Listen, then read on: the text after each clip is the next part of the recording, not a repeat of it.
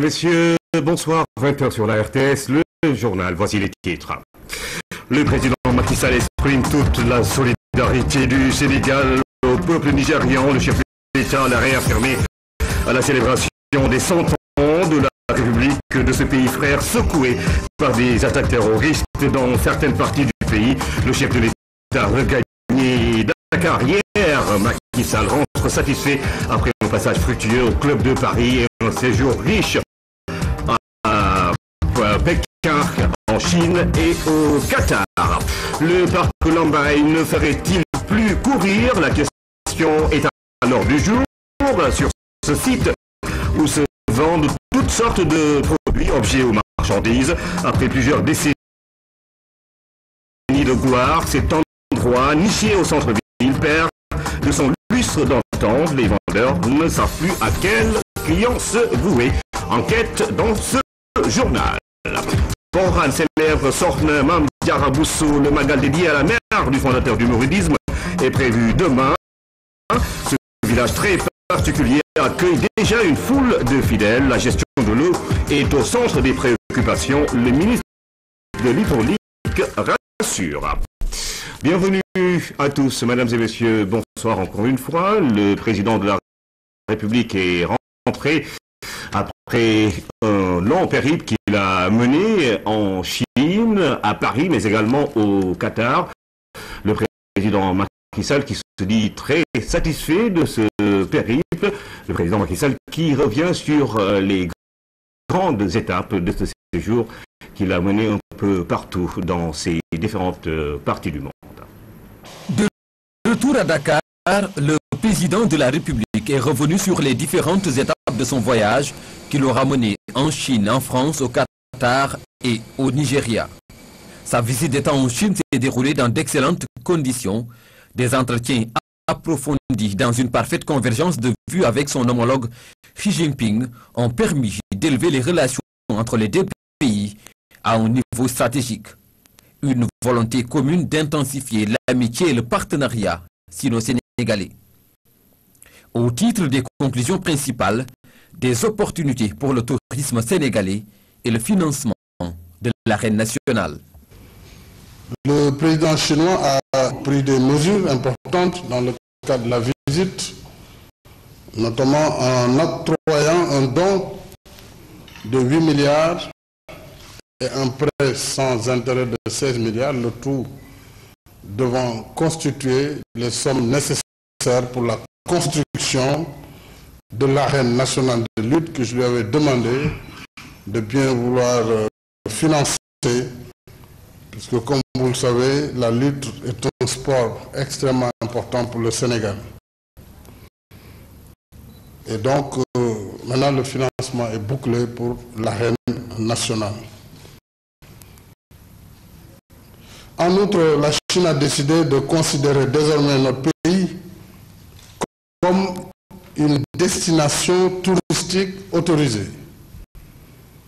Autrement dit, elle décide que ces touristes peuvent venir au Sénégal. Et c'est une mesure extrêmement importante pour nous, puisque le marché chinois est l'un des plus importants. C'est plus de 1 million de touristes par an. Donc cela, une occasion pour le Sénégal, pour l'État, le gouvernement, mais aussi pour les acteurs du secteur privé qui interviennent dans le domaine du tourisme, de saisir cette grande opportunité en mettant à niveau et nos infrastructures touristiques et nos services hôteliers. Nos deux pays ont également signé un accord portant exemption réciproque de visa pour les détenteurs de passeports diplomatiques officiels ou de services pour davantage faciliter les échanges. Au titre du programme prioritaire du plan Sénégal émergent, la Chine a accueilli favorablement les projets qui lui ont été soumis. Ces projets feront l'objet d'une concertation suivie dans le cadre de la coopération bilatérale. Ce qu'il faut retenir, c'est vraiment l'accueil favorable par la Chine au plus haut niveau pour considérer ce qui peut être fait dans le cadre des partenariats indépendamment des dons, mais plutôt dans le cadre de financement bonifié pour les infrastructures majeures que nous leur avons soumises. Et parmi ces infrastructures, la première reste l'autoroute Thiès-Touba et la bretelle Thiès-Tivaouane, qui pour moi constitue la priorité des priorités en matière d'infrastructures routières et autoroutières. En plus, bien entendu, de l'axe Ndioum-Ourossogui-Bakel. Le gouvernement sénégalais a aussi signé à l'occasion un projet de contrat pilote pour l'acquisition de camions gros porteurs. À Pékin, le chef de l'État a reçu plusieurs représentants d'entreprises chinoises qui ont manifesté l'intérêt de venir travailler au Sénégal, ce qui devrait se faire dans le cadre d'un partenariat avec le secteur privé national afin de développer des joint ventures. Pour rappel, les 24 et 25 février, le chef de l'État a présidé la 7e réunion du groupe consultatif pour le Sénégal. À l'occasion, le plan Sénégal émergent a été présenté aux bailleurs. Il en est ressorti 3 729 milliards comme engagement de financement. Le président de la République, Macky Sall, s'en est félicité avant d'appeler en sursaut national pour mériter la confiance des bailleurs. La mise en œuvre du plan Sénégal émergent devrait assurer le développement du pays. Aboubakar Khan, reportage. À Paris, le chef de l'État a présidé la 7e réunion du groupe consultatif pour le Sénégal, une instance qui regroupe la communauté des partenaires techniques et financiers du Sénégal. La rencontre a permis de présenter le PSE, nouveau programme économique et social de notre pays. Nous avons présenté le plan dans sa philosophie, ses objectifs, son contenu et surtout sa stratégie de mise en œuvre pour un renouveau productif au Sénégal. En effet, sur un objectif de quelques 1853 milliards qui était le gap recherché, puisqu'en allant à Paris, nous avions, pour rappel, déjà les 69% du financement de ce plan Sénégal émergent, qui au total devrait consommer près de 10 000 milliards de francs CFA dans les 5 prochaines années.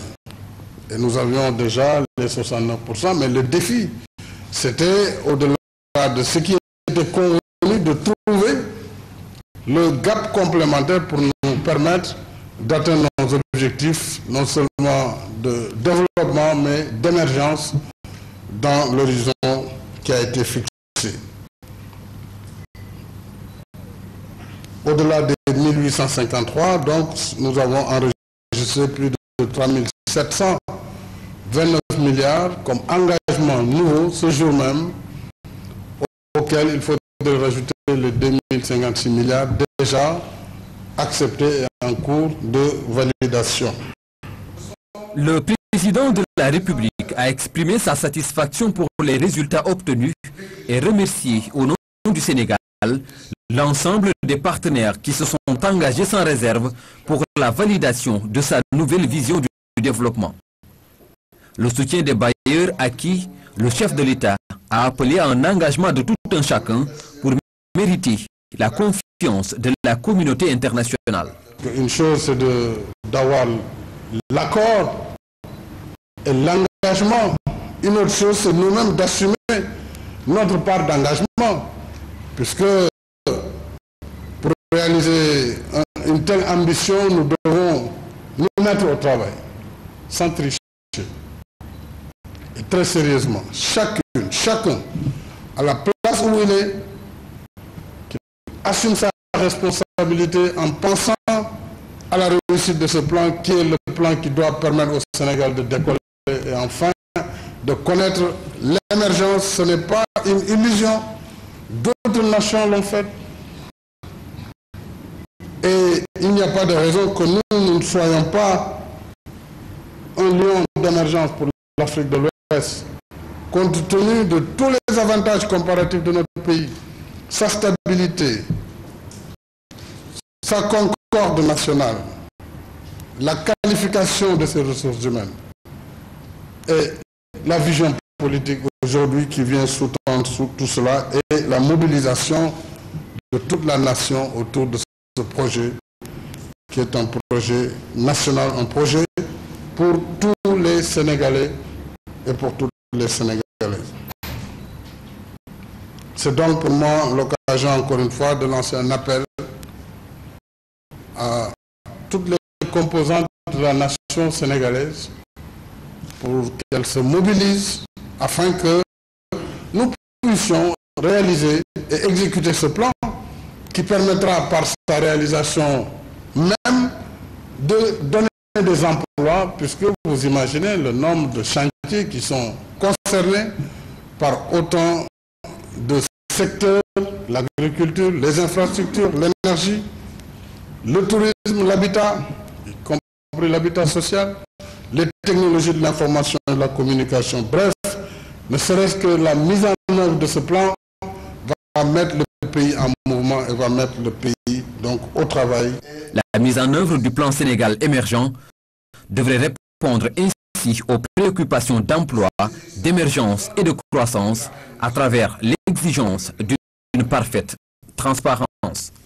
Après le lancement, place à la mise en œuvre du PSE qui a mobilisé toute l'intelligentsia nationale.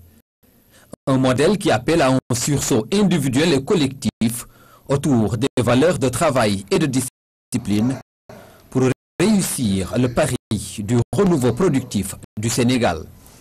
Après la France, le président s'est rendu au Qatar. À Doha, il a évoqué avec le nouvel émir d'importants dossiers dans les secteurs de l'énergie, du tourisme, de l'agriculture et de la finance. Au Nigeria, le président Macky Sall a pris part au centenaire de réunification des protectorats nord et sud. Il a délivré un message de soutien et de félicitations du peuple sénégalais. Justement, Aboubacar Kane, le président Macky Sall exprime la solidarité du Sénégal à l'endroit du peuple nigérian. Macky Sall prenait part à la célébration du centenaire de la naissance de la République du Nigeria, un anniversaire au moment où surviennent des attaques terroristes dans ce pays. Envoyé spécial au Marning. Décor des grands jours au Centre international de conférence d'Abuja.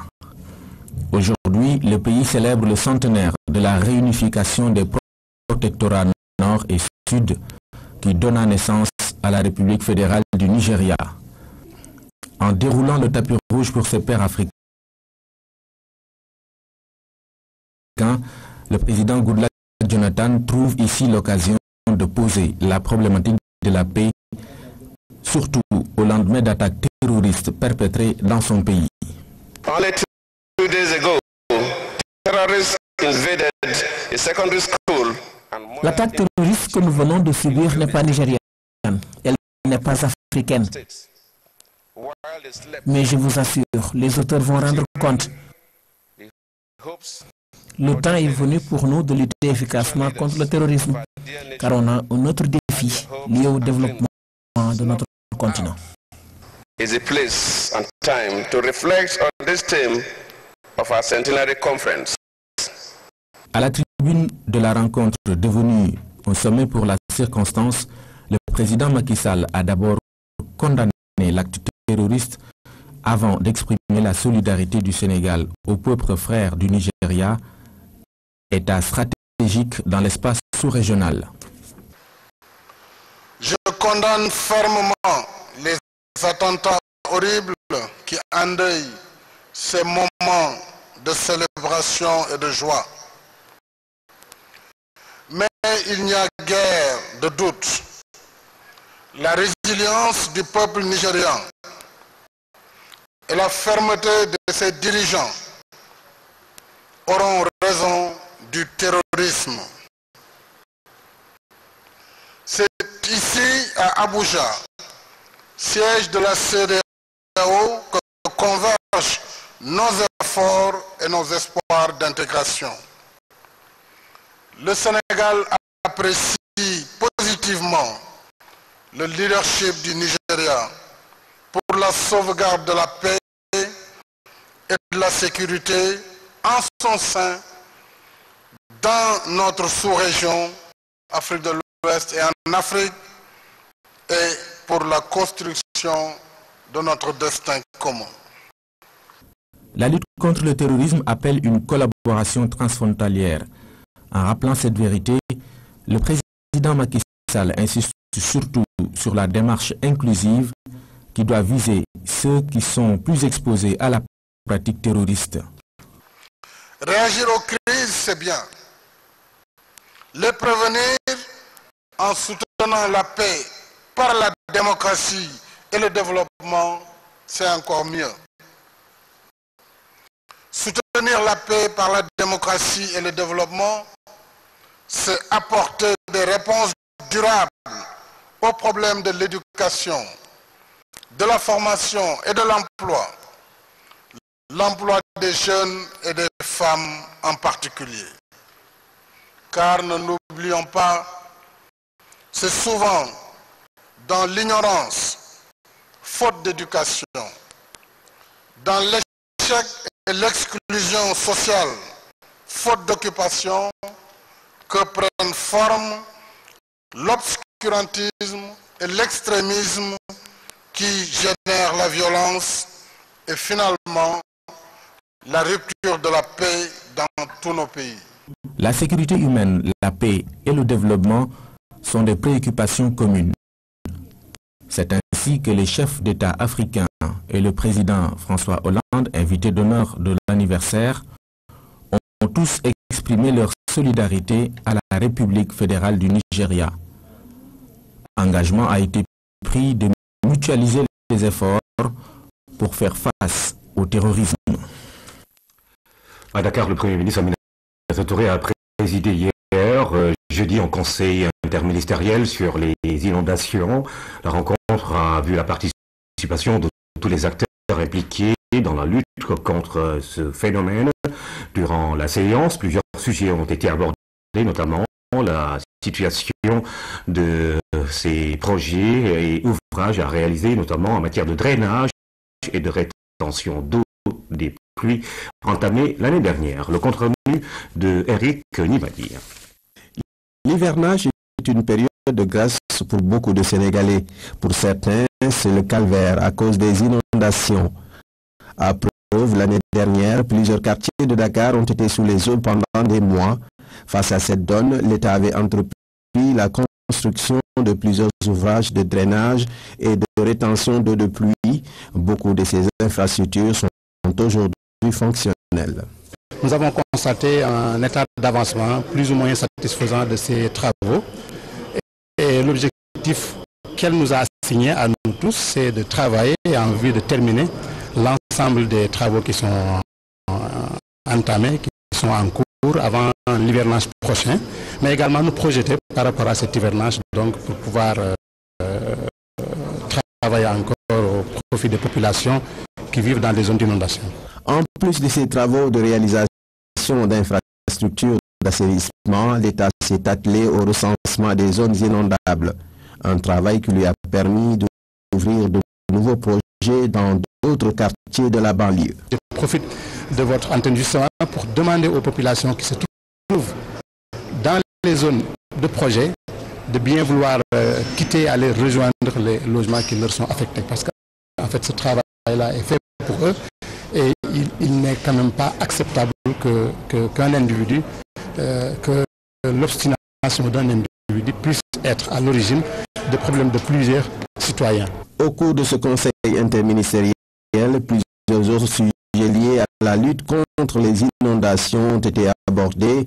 À ce propos, les régions de Fatick, de Thiès, Diourbel ainsi que Ziguinchor seront elles aussi bénéficiaires de ces nouveaux projets. Une façon pour l'État d'en finir une fois pour toutes avec les inondations dans le pays. Vie des institutions.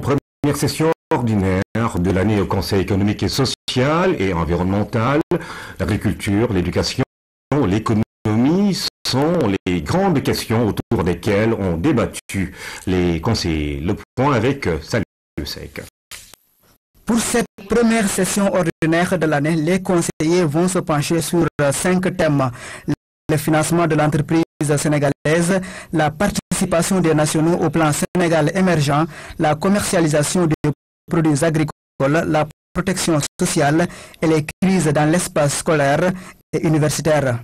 La première de l'année constituera le prolongement de la dynamique que nous avons déjà enclenchée. En faisant référence tout à l'heure à 2013 pour répondre aux attentes de nos compatriotes et aux attentes des autorités destinataires de nos avis. Ces thèmes devront faire l'objet de discussions dans les différentes commissions avant les plénières prévues au mois d'avril. Et pour la réussite de ces réflexions, la présidente de l'institution exhorte les conseillers à persévérer dans l'engagement. Vous êtes dans votre rôle de conseiller de la République. Un rôle que jusque-là, vous avez pleinement assumé.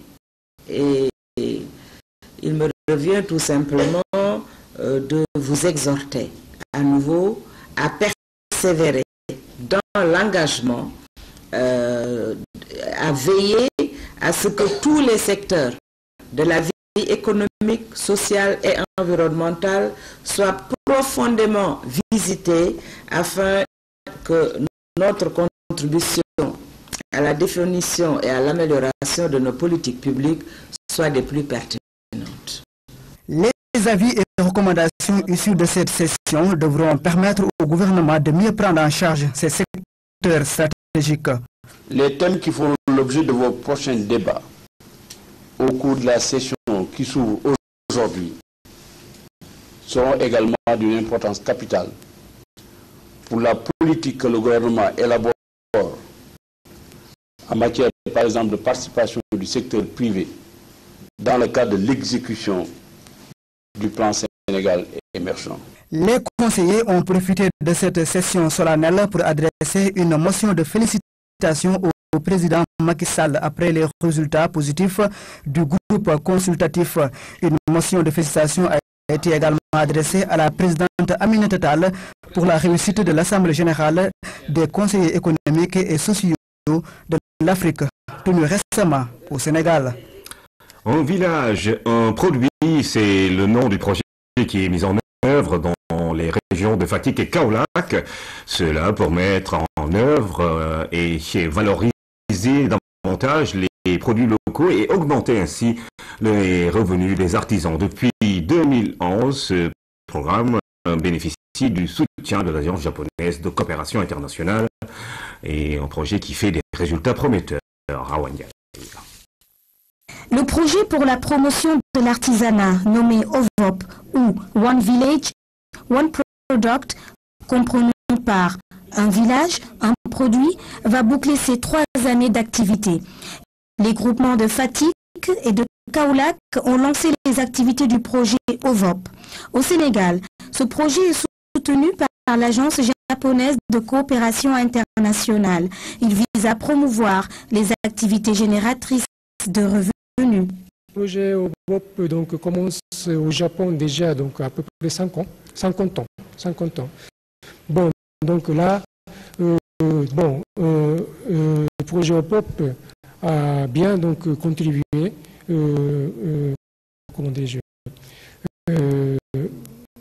contribuer donc à la valorisation des produits locaux et puis donc ça entraîne bien sûr donc n'est-ce pas au développement local et bon ça va bien sûr contribuer donc à la lutte contre la pauvreté.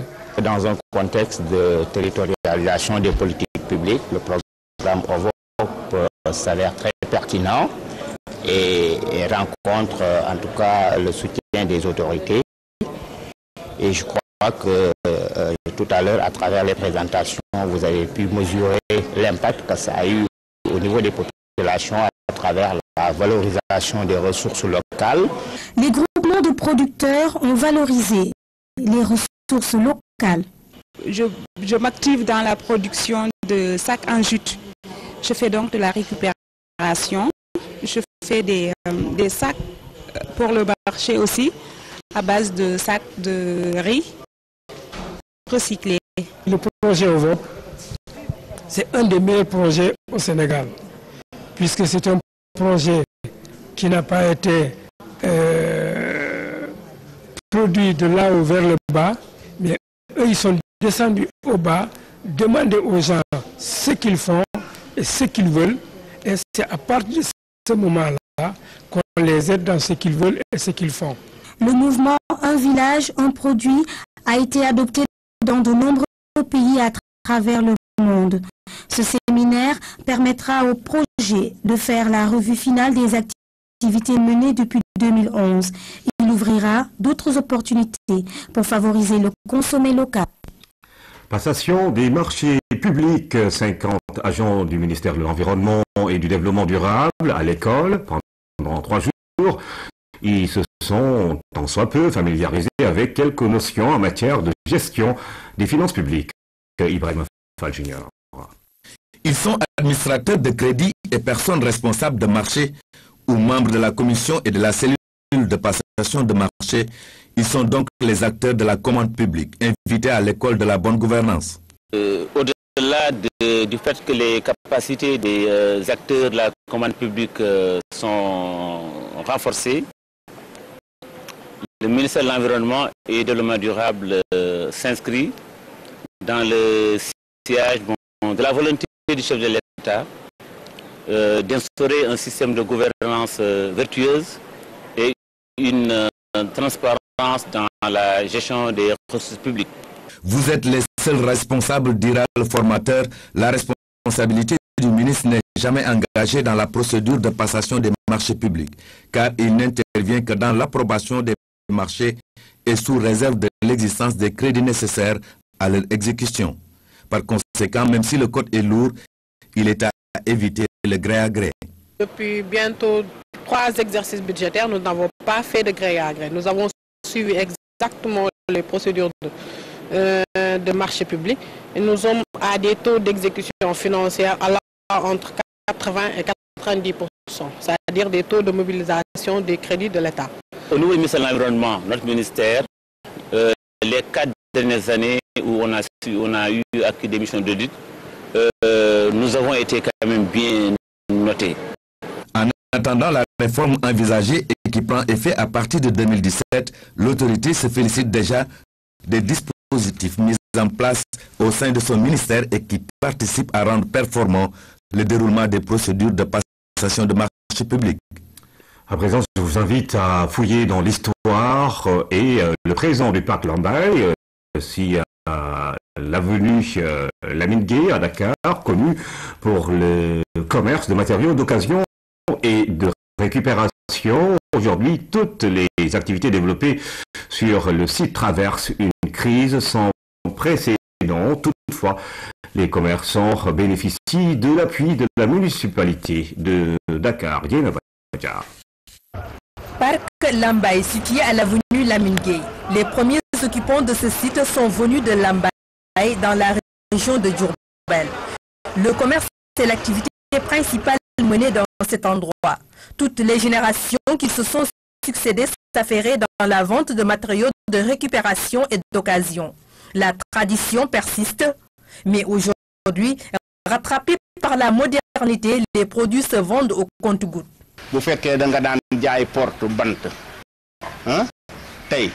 Les portes que nous vendons sont concurrencées par les portes importées et celles en fer.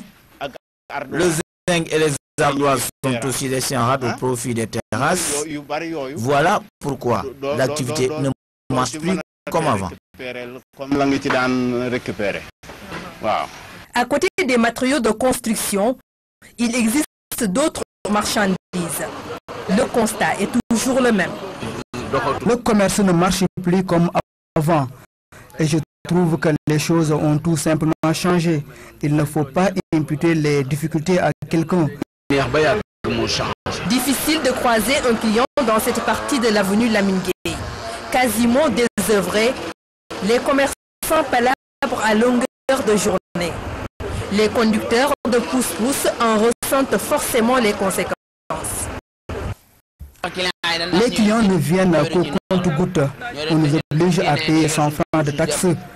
Sinon, les policiers confisquent nos pousse-pousse et nous réclament 10 000 francs CFA, alors que parfois nous ne gagnons que 500 francs. Si nous payons les 100 francs, il va nous rester 400 francs et on ne peut même pas acheter un plat de riz avec. Les conducteurs de taxi bagages sont loin d'être épargnés. Avant, on acheminait les bagages des clients dans les régions. Maintenant, les rares clients qui viennent préfèrent le transport en commun. Du coup, nous pouvons rester 2 mois sans quitter Dakar. Nous sommes à la salle de vente. Le parc Lambaye de l'avenue Lamine Gueye s'est prolongé jusqu'ici au fil des ans. Les activités sont aussi au ralenti. Cependant, les commerçants du parc se consolent du soutien de la commune d'arrondissement de Dakar Plateau. Nous avons une mosquée dans le parc, des toilettes et des robinets. Avant, nous n'avions qu'un seul robinet. Maintenant, nous en avons 4. Franchement, c'est un soutien de taille. Le parc Lambaye de l'avenue Lamine Gueye n'est pas confronté à d'énormes difficultés en matière d'infrastructure et de sécurité, contrairement à celui de Pikine.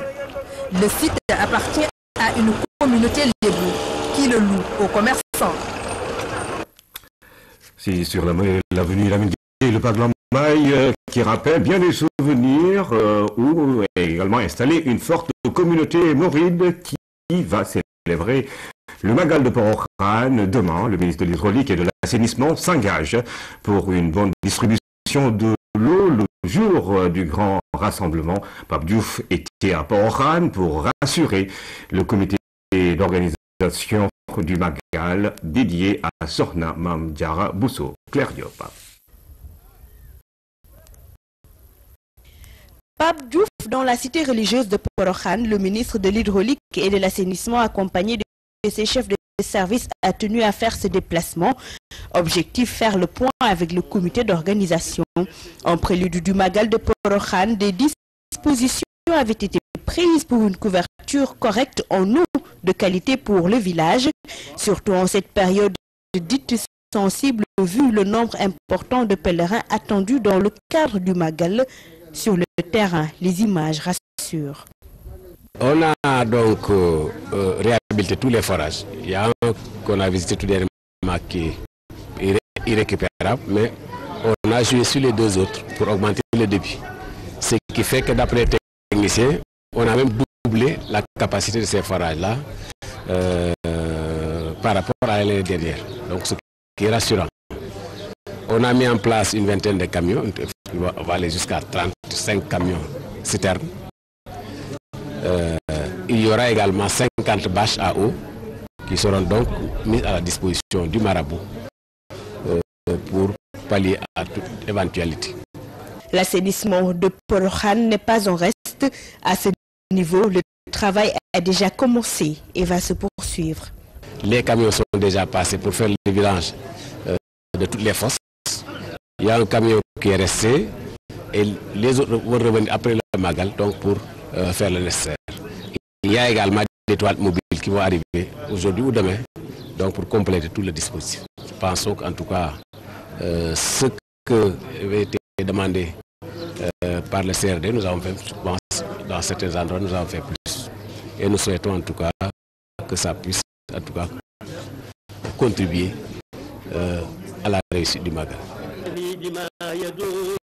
Les membres de la délégation, sous la conduite de Serigne Bassirou Mbacké Port-au-Khan, ont tenu à se recueillir auprès de Sorna Diara Toula, la mère de Serigne Touba Khadimou Rassoul qui repose ici. Ils sont également partis rendre visite au khalife de la cité religieuse de Port-au-Khan, Serigne Mountakha Mbacké. Le marabout a salué le travail abattu pour fournir de l'eau de qualité aux populations. L'autorité religieuse a formulé des prières pour la réussite de la mission.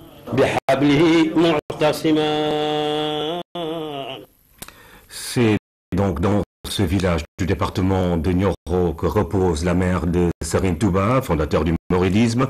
Aujourd'hui, la localité n'est plus ce petit hameau, mais Porokhane garde cependant tout son héritage spirituel malgré les appels du monde moderne. Claire Diop.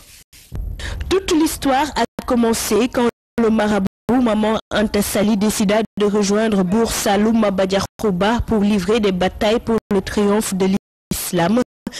Ce dernier est suivi par toute sa famille, y compris une de ses épouses du nom de Mame Mariama Bousso, née à Goléré dans le nord du pays en 1833. Ils vécurent pendant longtemps ici à Porokhane jusqu'à la mort de Mame Mariama Bousso en 1866. Peu de temps après la grande bataille de Somme, Maman Anta Sali retourna à Ndiarème avec le reste de la famille. Porokhane, une petite localité pas ordinaire. Le village est situé dans le Nioro du Rip, dans la région de Kaolack. Ici, chaque année, des milliers de talibés se donnent rendez-vous. Ils viennent pour se recueillir et prier auprès de la mère du fondateur de la Mouridiya.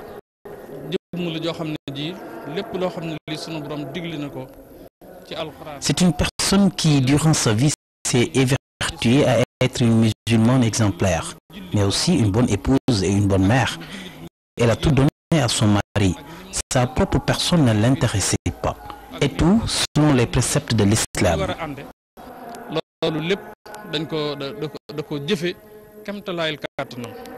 Porokhane, deuxième grande capitale du mouridisme après Touba. Aujourd'hui, le village, c'est une mosquée, un mausolée, une résidence, un puits, mais aussi cet endroit appelé Dimbugui.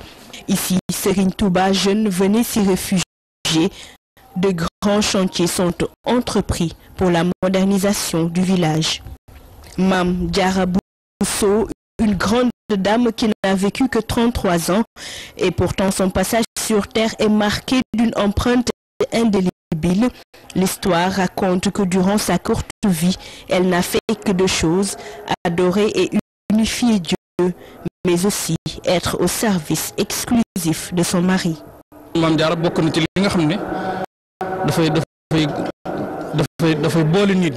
Aujourd'hui, si on dit Porokhane, c'est à cause de Sokhna Diarra. Et l'impact est non négligeable sur les vies des gens ici, que ce soit sur le comportement, le commerce, et puis le nom de Porokhane dépasse le Sénégal aujourd'hui, et nous le devons à Mame Diarra Bousso.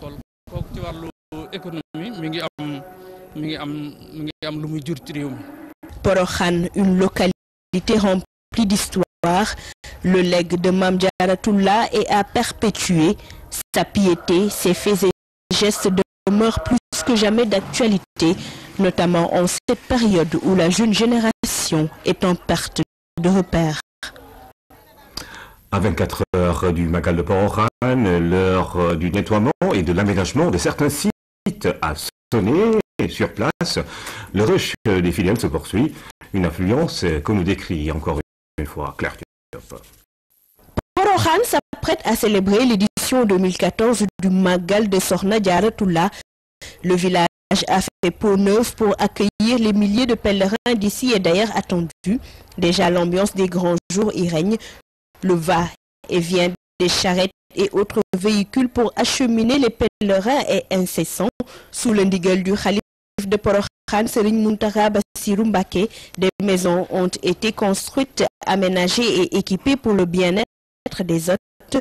Dans d'autres sites, beaucoup sont les jeunes trouvés sur place en train de s'affairer autour des bâches et autres tubes dans le seul but d'offrir de meilleures conditions d'hébergement.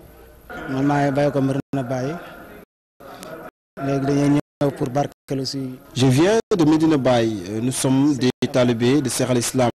Nous sommes venus pour aider pour la réussite du Magal. Nous installons des bâches à travers tout le village. Nous allons à Touba aussi durant le Grand Magal.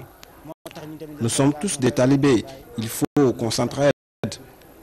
On est des jeunes qui travaillent beaucoup. Nous cherchons la baraka.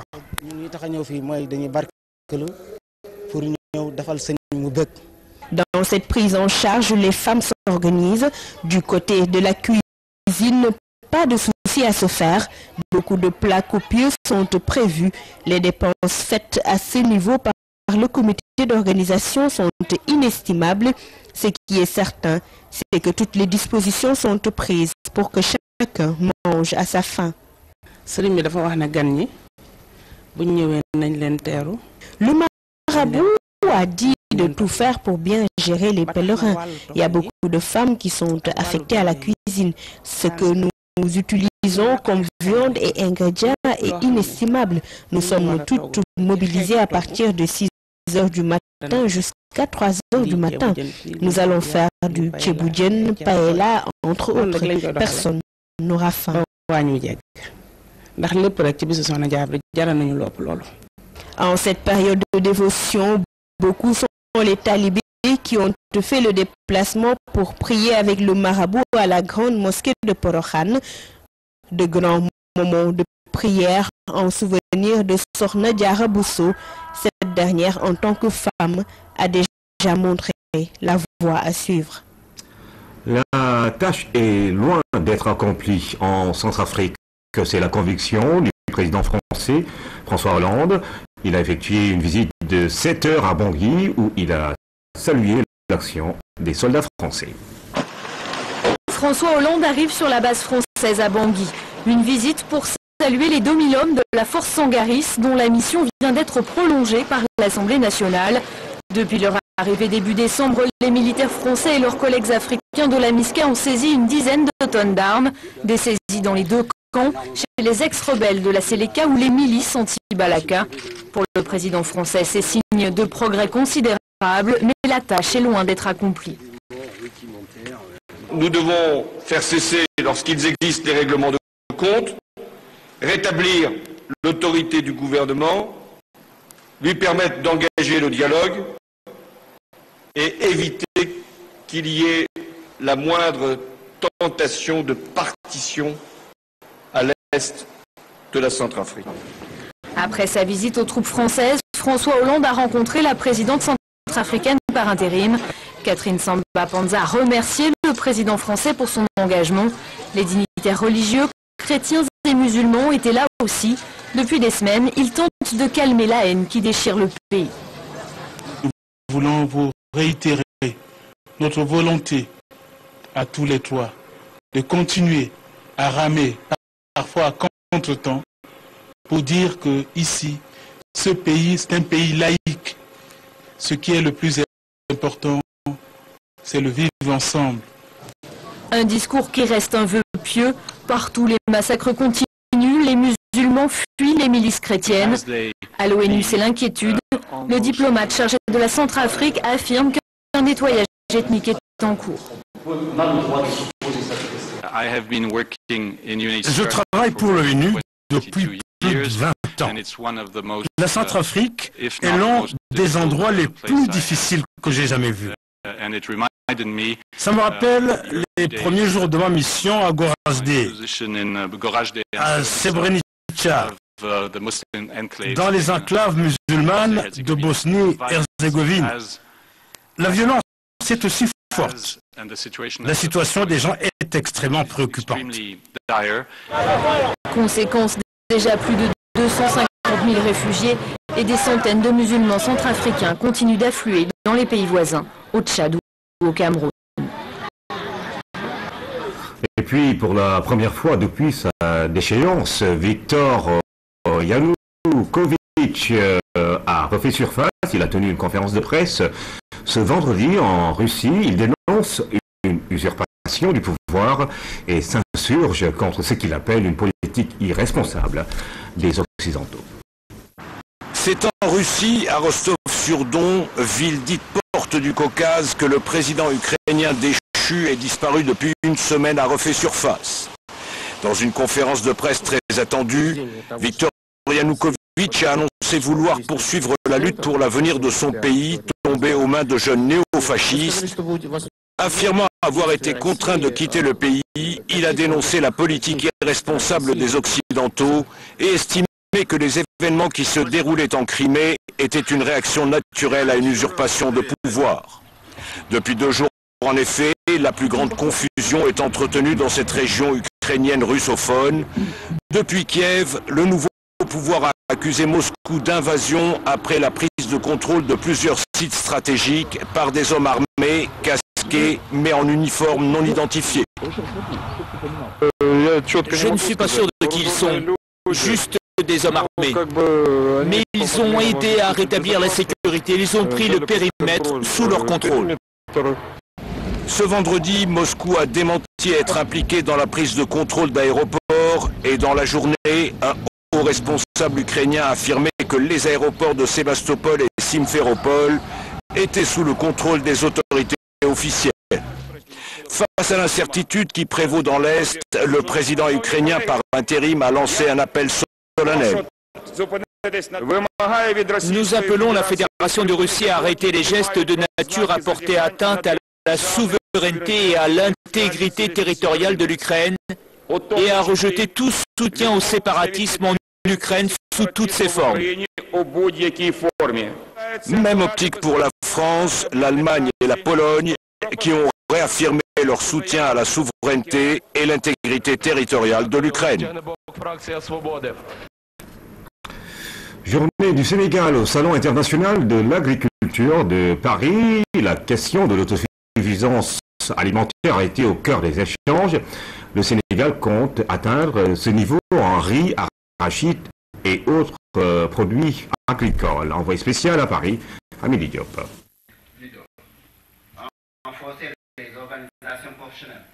Le Sénégal en miniature, réuni dans une salle à Paris pour parler de la relance des activités agricoles. Le PRACAS, programme de l'accélération de la cadence de l'agriculture sénégalaise, est exposé ici à un public composé d'hommes d'affaires, d'émigrés et des membres du patronat, entre autres. Pour le riz, bon, c'est notre vitesse d'accélération. Pour le riz, on a autosuffisance en 2017 avec une production de 1 600 000 tonnes de pâtes. Pour l'oignon, c'est une autosuffisance en 2016 avec une production de 350 000 tonnes. Pour les fruits et légumes de contre-saison, il s'agira d'atteindre avec une croissance de la production de plus ou moins, avec une croissance de plus ou moins 10%, un volume de une production de 150 500 tonnes. Nous avons des terres, nous avons de l'eau, mais il faut ajouter, nous avons un climat. Les États-Unis, ils ont des terres, ils ont de l'eau, mais pour un problème de climat, ils ne peuvent pas faire, ils ne sont pas à l'aise à faire la double culture comme nous. Nous avons un climat aussi qui complète effectivement ces deux potentialités. Ce qu'il reste aujourd'hui, c'est d'aller travailler, c'est d'investir dans l'agriculture. Tout le reste existe. Et heureusement, nous sommes optimistes quant à effectivement cet appel du président de la République. L'autosuffisance en riz a été l'un des sujets qui a attiré beaucoup d'attention. L'objectif du Sénégal, grâce aux objectifs fixés dans le PRACAS, est de réduire les importations pour atteindre d'ici 2017 l'autosuffisance en riz. Pour y arriver, tout le gouvernement ainsi que de bonne volonté se sont engagés. Il faut que les Sénégalais savent qu'il y a un problème réel, c'est que on a besoin de riz, l'agriculture, on en a besoin pour le Sénégal. Et je crois qu'aujourd'hui, j'ai joué tellement de matchs dans ma vie, mais je crois qu'aujourd'hui, ça va être l'un des matchs les plus importants de ma vie. Le Sénégal a fait une option irréversible. Le Sénégal veut nourrir le Sénégal en riz. Et ce n'est pas une question qui concerne uniquement le ministère de l'Agriculture. C'est une question qui concerne toute la nation, c'est une question nationale. C'est pourquoi notre compatriote El Hadj Diouf, footballeur talentueux, une grande fierté de notre pays, a décidé de venir accompagner son pays afin que nous puissions, dans un élan de solidarité, réaliser l'autosuffisance risicole. Quand le Sénégal produira 900 000 tonnes de riz, au lieu d'avoir 4% de croissance, nous aurons 6% de croissance. Donc rien que la production de riz nous apporte 2 points de croissance. Mettre en place un environnement des affaires sain et favorable peut permettre ainsi de relever le défi et attirer le secteur privé. Au-delà de ce que vont faire les bailleurs de fonds, les privés aussi sont prêts à s'engager avec l'État. Et nous faisons le même constat aujourd'hui au salon de l'agriculture. Comme vous le voyez, il y a beaucoup d'immigrés, il y a quelques Européens qui sont là, qui viennent pour mieux comprendre ce qui se passe sur le plan agricole au Sénégal. Et tout ça, c'est des privés qui, je pense, envisagent, en tout cas, je ne sais pas s'ils le feront, mais la plupart envisagent de venir investir au Sénégal dans l'agriculture. On a un programme ambitieux. Nous avons plus de 1000 tracteurs à livrer au gouvernement sénégalais. Et en dehors de ça, avec l'engrais, je pense que nous accompagnons le gouvernement chaque année, avec l'urée aussi. À la fin de cette journée consacrée au Sénégal, le sentiment le plus partagé est détermination pour l'atteinte de l'autosuffisance alimentaire. 190 millions de francs CFA, c'est la valeur des équipements médicaux offerts à l'hôpital militaire de Wakam par les États-Unis. Du matériel destiné au laboratoire, à la chirurgie et à la pédiatrie, c'est pour assurer le bien-être des patients. La cérémonie a été présidée par l'ambassadeur des États-Unis en présence du chef d'état-major général des armées. Oui, Philippe Sagna. L'hôpital militaire de Wakam améliore la qualité de ses services progressivement, et cela grâce à l'appui des partenaires comme les États-Unis. Après les équipements reçus en 2006, le département de la Défense PMI réitère son action caritative. D'importants équipements destinés à faciliter le travail du laboratoire.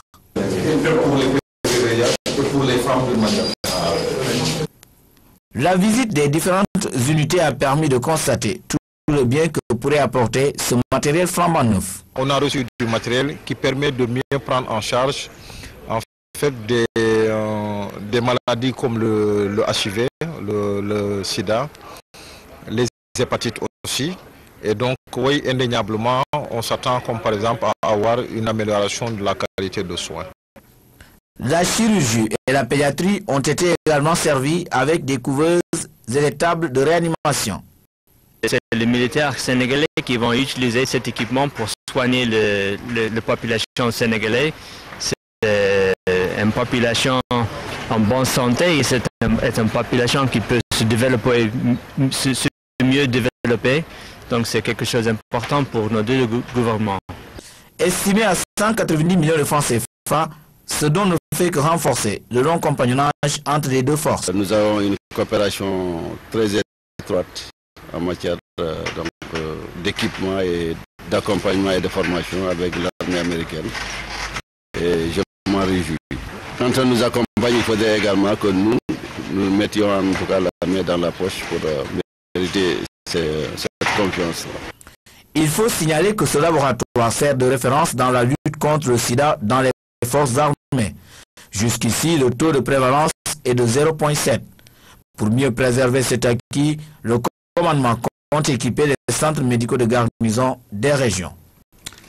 Les étoiles sur le ciel dakarois, nous parlons du film de Diana Gaye, la Sénégalaise, qui a présenté à Sorano pour la première fois ce film en long métrage qui parle justement de ces personnes qui ont choisi de quitter le Sénégal ou leur pays pour aller ailleurs dans le monde, loin des clichés.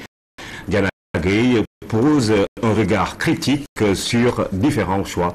Oumoundour nous parle de cette première.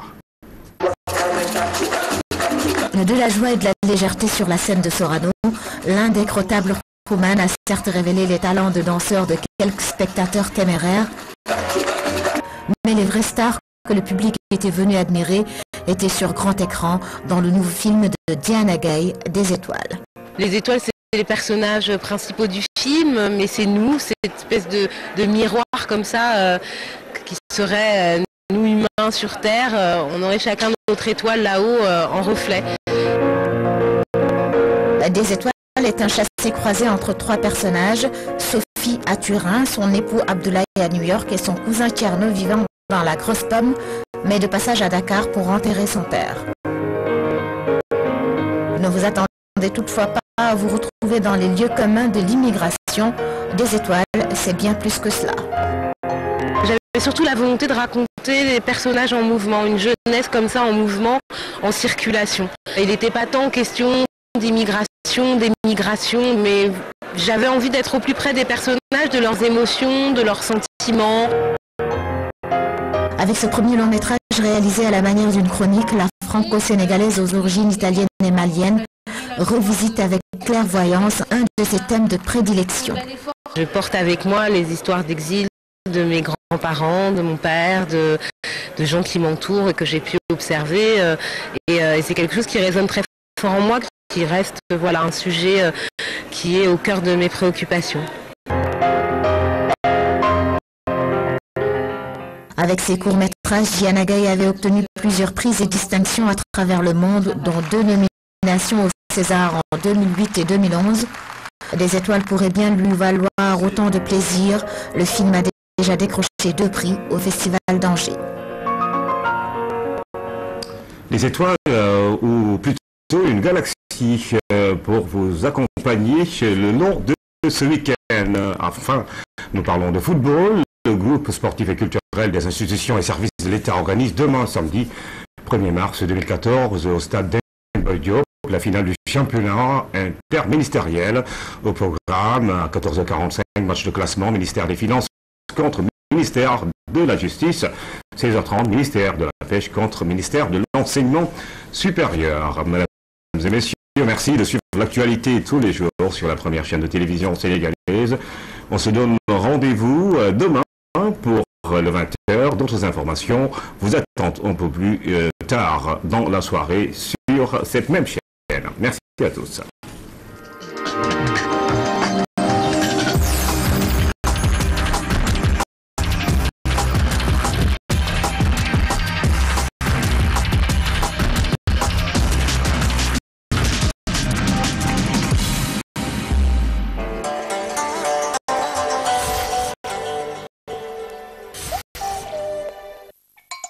La Banque d'investissement et de développement de la CEDEAO BIDC contribue au développement économique de l'Afrique en finançant des projets et programmes, notamment dans les domaines des infrastructures,